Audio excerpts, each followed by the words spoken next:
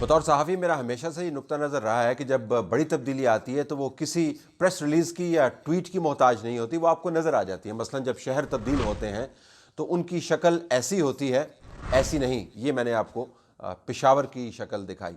तो जब लोगों को सहूलत मुहैया होती है, उनकी ज़िंदगी में आसानी होती है, तो फिर लाइनों में नहीं खड़े होते। आपने देखा कि गैस की लाइनें पाकिस्तान के अंदर दोबारा से लगनी शुरू हो गई हैं। हर तरफ गैस का बहरान है, लोग मारे मारे फिर रहे हैं और वही इमेजेस जो हम आज से 5, 6, 7 साल पहले देखा करते थे दोबारा से पाकिस्तान के अंदर वापस आ गए हैं। पेट्रोल का बहरान भी अपनी जगह पर मौजूद है, तो इंडस्ट्री भी मुतासर हो रही है बुरी तरीके से और आम शहरी तो मुतासर हो ही रहा है। वज़ीर-ए-आज़म इमरान खान ने एक इंक्वायरी कमेटी बिठा दी है। ज़ाहिर है उनको भी इसका एहसास हो गया है कि जब लोग सड़कों के ऊपर आए तो कम अज़ कम अब प्रेस रिलीज से मामलात आगे जा चुके हैं, तो उन्होंने कमेटी कायम कर दी है।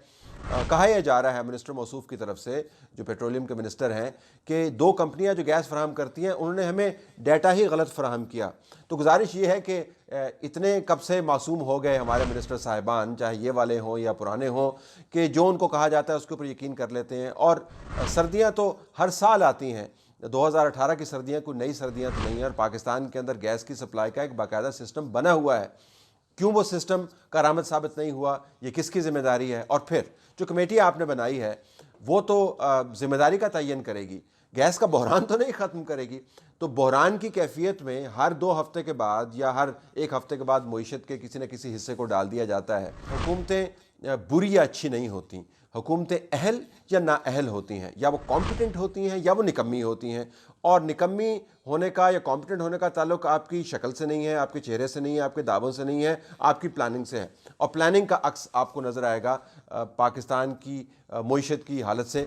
अगर आप फाइनेंस मिनिस्टर की बातचीत सुने आजकल IMF के हवाले से, तो आपको लगेगा ये किसी और हुकूमत का कोई और फाइनेंस मिनिस्टर है।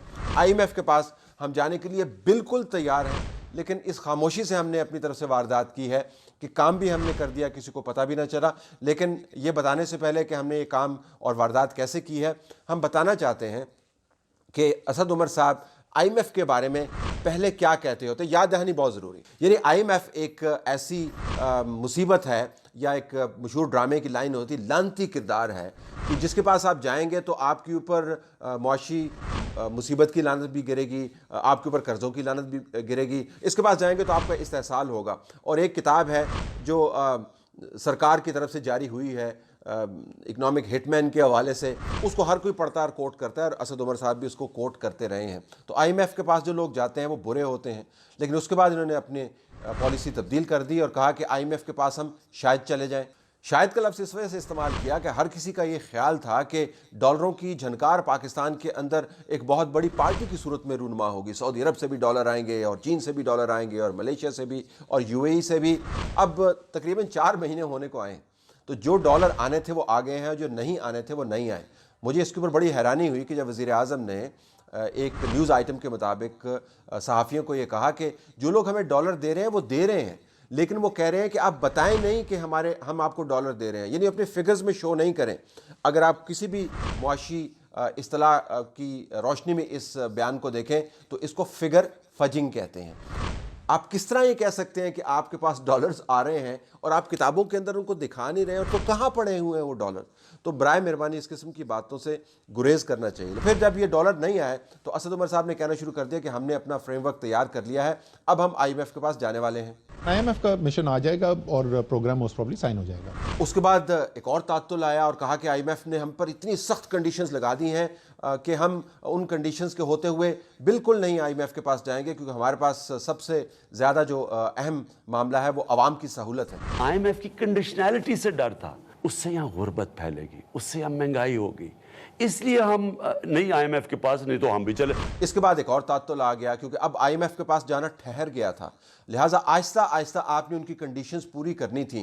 क्योंकि IMF की कंडीशंस पाकिस्तान किस तरह पूरी कर सकता है, ये हमने एक पब्लिक स्टैंड लिया हुआ है, लेकिन IMF की कंडीशंस पूरे किए बगैर आप कर्जा कैसे ले रहे हैं, कैसे ले सकते हैं, ये चीज़ IMF कह रहा था। तो दरमियाना रास्ता क्या निकाला कि आहिस्ता आहिस्ता खामोशी के साथ तमाम कंडीशंस पूरी करते रहें, और उसके बाद जाके कहेंगे जी IMF ने तो हम पर कोई कंडीशन ही इम्पोज नहीं की। तो हमने क्या क्या कंडीशंस मानी है IMF की, ये वज़ीर मौसूफ ने पार्लिमान को नहीं बताया किसी प्रेस कॉन्फ्रेंस के अंदर अवाम को नहीं बताया। ये बीबीसी के एक इंटरव्यू के अंदर उन्होंने बताया और किस फख्र के साथ बताया। We've increased gas prices, we've increased electricity prices, we put in a supplementary finance budget where we increased taxes.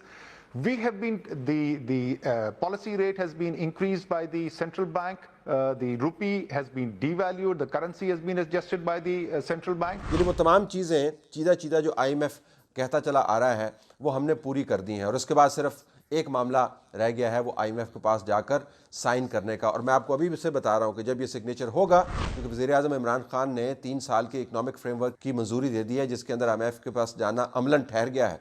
जब ये जाएंगे तो और साइन करेंगे तो फिर ये आपको ये कहेंगे कि हमने तो कोई कंडीशन मानी नहीं, क्योंकि IMF ने कोई कंडीशन ही इम्पोज नहीं की। कंडीशन वो क्यों इम्पोज करेगा जब आपने IMF के पास जाने से पहले ही तमाम काम कर दिया है। अफसोस की बात यह है कि आपने कौम को ये नहीं बताया, BBC के एक इंटरव्यू में आपने ये सब कुछ बता दिया।